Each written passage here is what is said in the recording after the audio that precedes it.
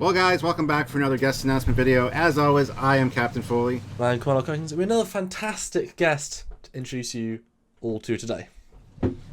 That's right. Today we would like to introduce one of the very talented 3D Starship artists from Cryptic Studios. If you're into Star Trek Online, I'm sure you've probably heard his name. He is responsible for so many of the models and assets in the game, and recently went over the Odyssey class Starship, or the Enterprise F, as some of you may know her better, and really spruced her up, as well as some other great ships. Yeah, so we have joined us today, and it's great to finally be able to say this. The great Mr. Thomas Marrone. Everyone, welcome to the show, Thomas. Hey everyone, it's great to be here. I'm really excited. I'm a huge fan of Trekyards, and it's great to learn more about the ships that we're building, and you guys do a great job of covering that. So I'm really happy to be on and talk Star Trek with you guys. Cool. It's finally good. It's good to finally have you here. It's been a while. We've had you on the radar, so to speak, to get you on. So we're finally here and doing this. So. And I know we've chatted quite a bit about ships and tech and stuff, but now we can get into the meat of it all, as you said. So first things first, do I call you Tom or Thomas? Thomas. Thomas, okay. And how do you pronounce your last name, just so I know?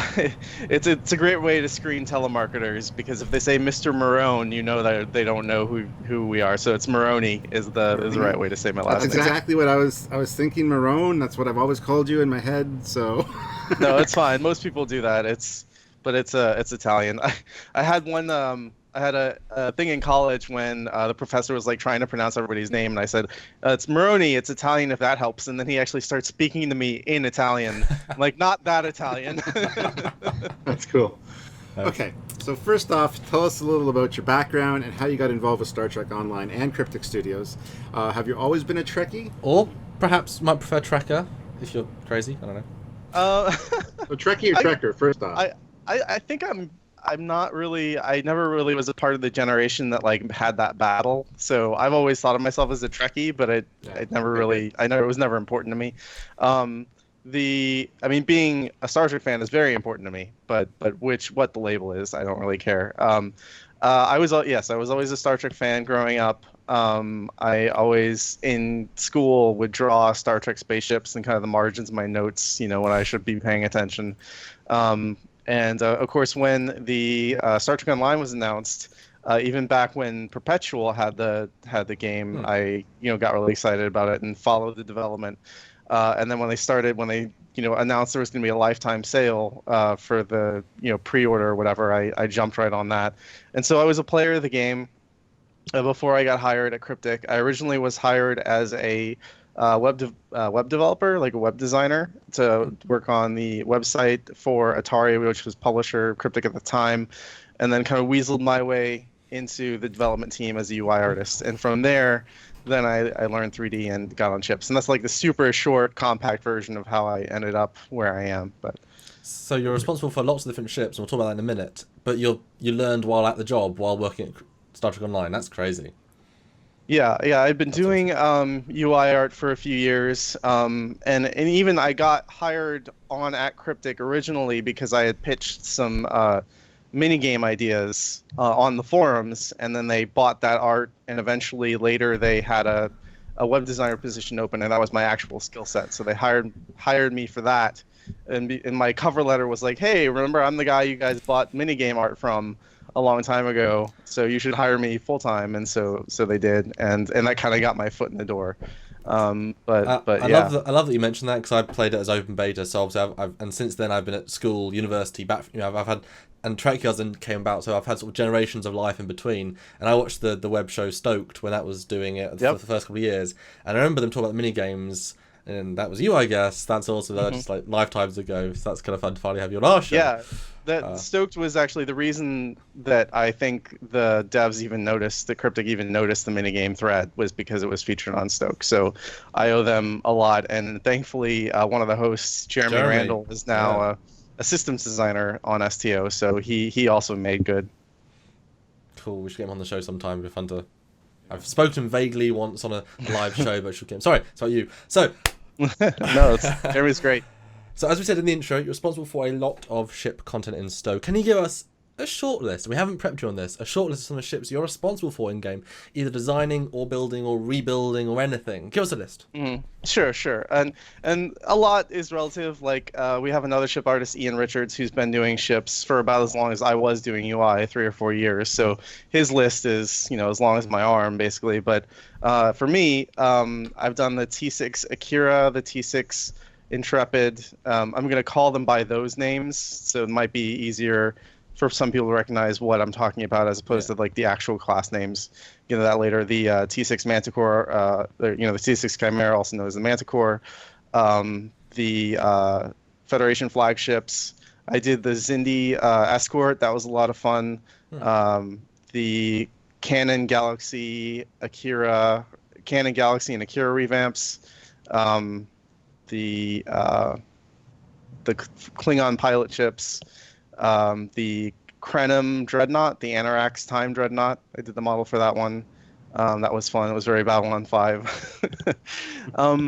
So, all over the place. I'm trying to think of other canon revamps. The Canon Constitution, the J.J. Abrams Kelvin Timeline Constitution. I did that model as well.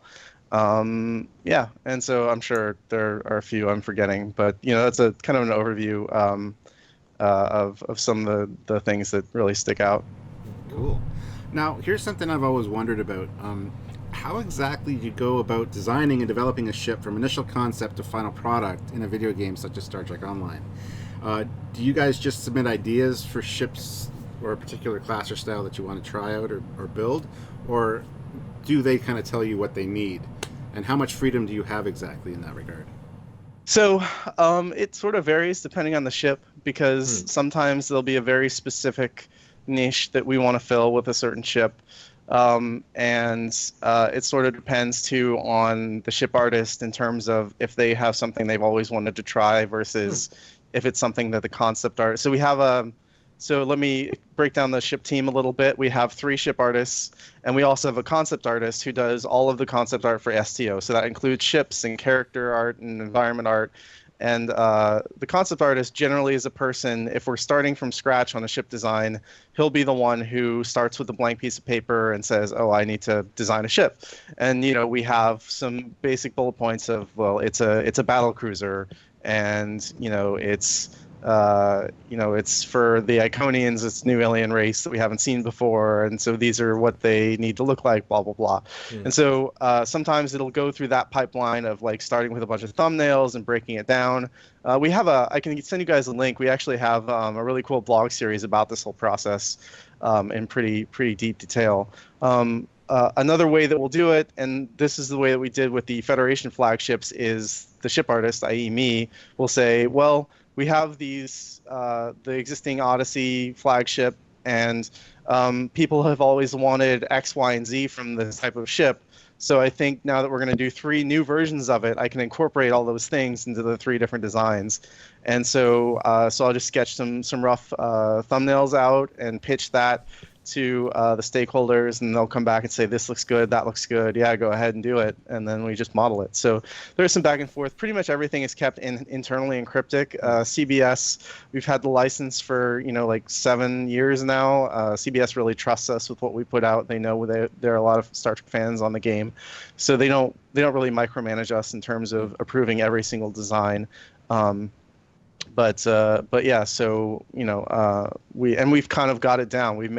There are about 480 ships in the game that people can fly, and that's not even counting all the other like enemy ships that people can't fly yet. So we've kind of got it down to a science in terms of quickly designing a ship and just getting it through the pipeline and getting it made.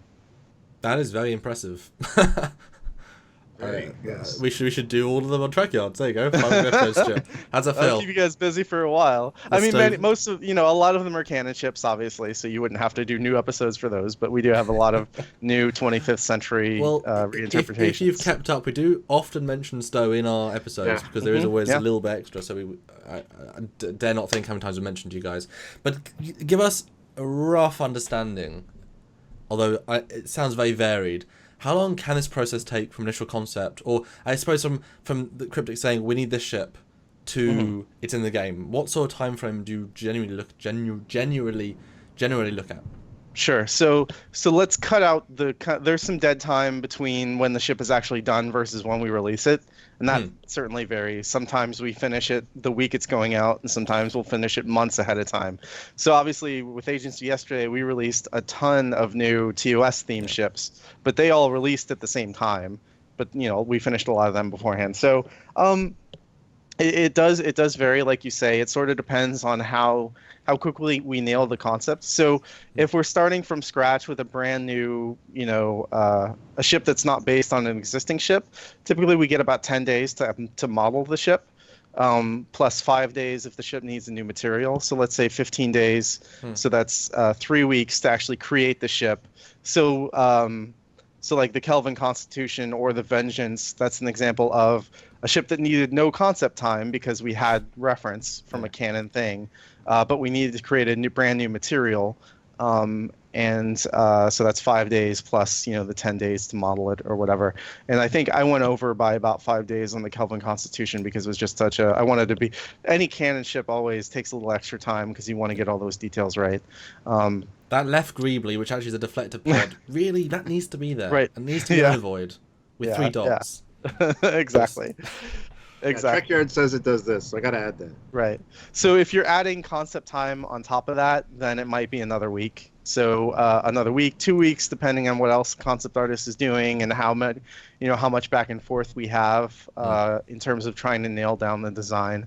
So I could see, and so for example, the Federation flagships, I was given,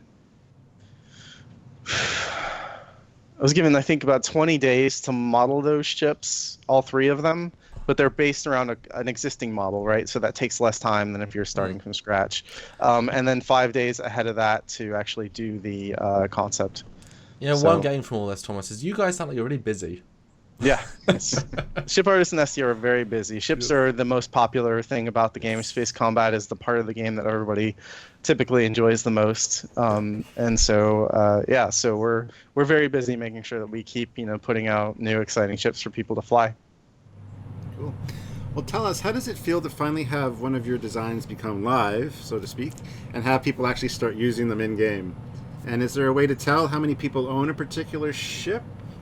And I have another question too on top of that. Is there an ongoing rivalry amongst the designers to see whose ships are the most popular? So when a ship comes out, for me, it's like Christmas, basically. Like I get super excited whenever a ship that I worked on gets released, especially if it's a canon revamp. It's a revamp of an existing ship in the game, because I know that people get really excited to have a really accurate, highly detailed version of the ships that they love, and that's why I put a lot of time into those. And sometimes I'll put in my own time to do those whenever we do a T6 version of a and I haven't always been able to do this, but whenever we release a T6 version of a canon ship, I'll try to go back and rebuild the original model, the canon model, so that when people spend $30 on that ship, they get their money's worth, right? But seeing everybody so excited about the canon revamps and the new, if I did a new design, that's an amazing feeling. It never gets old. And that's one of the things. I've been doing UI for a while, and I'm finally coming back to ships. And that's one of the things I miss a lot about not being on ships. So anyway, I don't have that. We do have sales numbers, obviously internal metrics in terms of how many ships are sold. Typically, the best thing to do is to log in and just go to Earth Space Dock and just kind of camp out there and see how many people warp in and out with your ship, which is always fun. In terms of a rivalry, there's not anything spoken. We don't have like a whiteboard or anything. We don't track that necessarily. I'm lucky to work with a couple really talented guys who are really good, and I just try to do the best that I can do, and they do too, and I think hopefully that comes through in the ships that we make, and people enjoy them. So on average, how many times when I warp into Earth Space Dock is there a designer sitting there somewhere just scoping things out? How often do you guys do that? Because I want to know. I typically do that when a ship comes out. I'll log in that day. It's we patch on Thursdays, So it would be a Thursday when a new ship's released, and somebody if you see Thomas the Cat in game, that's me. I'll just be hanging out in our space dock space, just seeing what everybody's flying. Aren't you lucky no one can fire torpedoes in space dock? Yeah, we call that internally. We call that the no fun zone when we have all those powers turned off. I like it. But one thing we've discovered on Trekyards is that no matter what design someone comes up with, some people love it, and some people absolutely hate it, or just nitpick it far beyond what we would even do. How have you found fan reaction about the large majority of your designs? How do you feel about these really strong naysayers?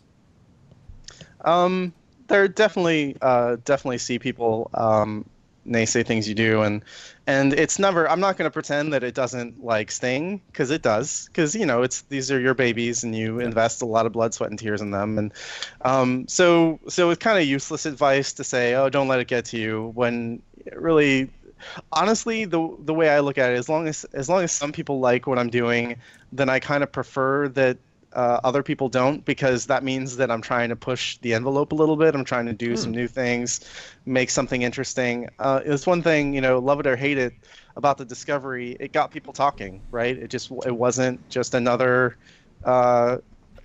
just standard, variation of the Connie, and really the NX-01 did that too. So I think that when you're doing a Star Trek ship, especially a hero ship, it's really hard to make it look unique and interesting, and that's one of the things that I really try to do in my ships, new Federation ships that I design. I try to figure out, okay, how can I make this look like it could anchor its own TV show? Because that's what Star Trek Online is, right? It's your own personal Star Trek adventure, right? Your own crew, your own ship, it's your Star Trek TV show. So, I don't know if I've done that to varying degrees of success, but I've always tried to put something in there distinct or unique in each ship that I do, so that and when you do that, it's going to make it's going to rub some people the wrong way. So it's to be expected. Are there any projects or ideas coming down the pipelines that you can maybe share with our Trekyards viewers as an exclusive, or is that the type of thing that's very hush-hush over there? Even a tease, maybe? Yeah, well, honestly, we've done a lot of... I'm not high enough on the totem pole to reveal anything exclusively, but we announced at Mission New York, and this is something I'm really excited about, that we're going to start doing 3D prints of your customized personal spaceship with your registry number and everything on there, even what your shield overlay and the hull patterns and all that. So that's something that it's not an announcement, but if your players don't know about it, then they should start playing STO to print out their variant of the Galaxy or Akira or Prometheus. Well, it sounds like we should do an episode on that, or interview, to talk about that very interesting thing. Yeah, actually, I wanted to. We didn't get it in time. They had sample models at Star Trek Mission New York, and then they were shipping them back. I wanted to have one to show you guys today, but we didn't get it back in time. So yeah, we'll have to do another episode about that. Absolutely, because they are fantastic. I've seen some of the samples, and it's pretty amazing. They're about a foot long, 12 inches long, and very, very detailed. So it's really exciting. Yeah. Wow, I thought they were Eagle Moss size. Wow, that's crazy. Yeah. Okay, I've got to ask. But do the ship guys or design team at Cryptic ever watch a show called Trekyards? Are they fans at all? Do you ever take any of our fans' comments or suggestions into consideration when designing a new ship, or just, I don't know, are we ever part of the discussion? I do. I can't speak for the other guys because I'm not over their shoulder seeing what they look at. And I wish I had watched your episode on the Odyssey before I actually started rebuilding the model, or revamping the model. I didn't rebuild it completely, but I added detail and cleaned it up, because there was one comment you guys made about the giant shuttle bay in the back that I wish I had heard, because I definitely would have taken that advice and split it up, because the Sovereign has a really big shuttle bay in the back, but it's split up by 3 doors, right? And I wish I had done the same thing on the Odyssey when I went to revamp it. So there have definitely been times where I wish I could have gone back and done that. But I did watch your thing about the Excalibur and the Manticore and the Odyssey, and I watched actually yesterday I watched Sean Hargreaves' episode about the Franklin, which was cool. So I've seen a lot of your stuff, and yeah, it's interesting to see like what fans pay attention to from various designs, and actually when I also watched the episode you did with Sean Torrenjoe about the Titan, the complete, Yeah. and it made me want to go through and like make a bunch of stats about my ships, so that when you have an episode about that, I can answer all those questions. Because So, they're coming. Yeah, Those yeah. questions are coming. I did something like that for the T6 flagships. I did a whole publication based on like I don't know if you guys have heard of Jane's naval review. Yeah. I did that, but for the STO universe, for the Federation flagships. So I'll send that to you guys if we do talk about those ships. And it has all the weapons, the power plant, the dimensions, the crew, all that stuff outlined. So That's Trekyards goodness, that is. yeah. Solid gold Trekyards. Well, I gotta ask then. I could cut this out if you can't answer it. But when are you upgrading the Titan to make it more to make sure? Because I know he wants that. You mentioned the episode. Yeah. I'd love to. It's sort of like I said. We time that with, if we ever do a T6 version of a particular ship, that's when I'll kind of prioritize cleaning up the old model. So if we ever did a T6 Luna, that's when we would do it. Science vessels are a little slower to move than some of our other types of ships, so that's why something like that hasn't been done yet. But who knows down the road? We're always looking at what our next set of ships are. So it could happen. All right, so my next question is kind of a two-pronged one. What's the typical day like in your job, first of all? What are your main responsibilities when not designing new ships? Are you responsible for interiors or anything like that as well? And secondly, I have a little bit of a problem with when I got the Agents of Yesterday, Connie. I have a little bit of an error thing with it, and I want to talk to you about that. But address the first thing first. What are your main responsibilities when besides designing new ships?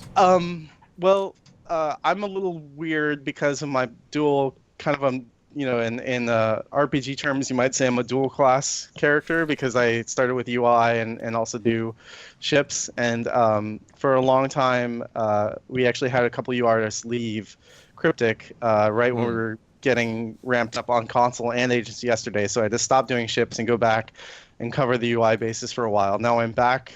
I'm slowly transitioning back into ships because we've hired a couple UI artists. But right now, a lot of my time is spent training them, getting them set up on new projects and things like that. So like half my day might be doing that, and then the other half might be I'm starting a new ship project right now, and so I'm kind of concepting things.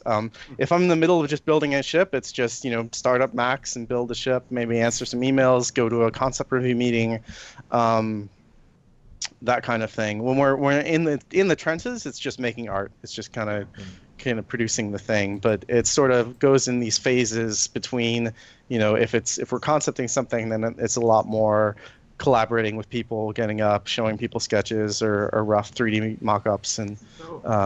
Are you guys responsible for the interiors of the ships as well? Then No, we just do. We just do the. I mean, there are enough ships that we're releasing that we just need 3 people like constantly building new ships because we do the textures and the modeling for the ship. So we call them materials, but we have if you're making a ship that needs new material, you're also responsible for making that too. So we're just doing that. So there is one of our ship artists used to be an environment artist, so he could go back and make a bridge if he wanted to, if he had time. But typically, we're just focusing on the outside, the exteriors of the ships. Very cool. And speaking of exterior of the ship, Yeah. when I got the new Connie, my registry number's fine, but the name of my ship is all just numbers. Okay. Yeah. I know that issue. So what you need to do is go into your ship tailor, where you can go customize your ship. And then on the left, there'll be a list of, we call them templates. It'll just say Constitution on the left. So if you click that, it should revert to, basically what it'll do is should reapply the Constitution template, which should reset everything the way the ship looks to make it look like the canon Constitution, and you should get your name back. And then you hit purchase at the bottom to save the changes.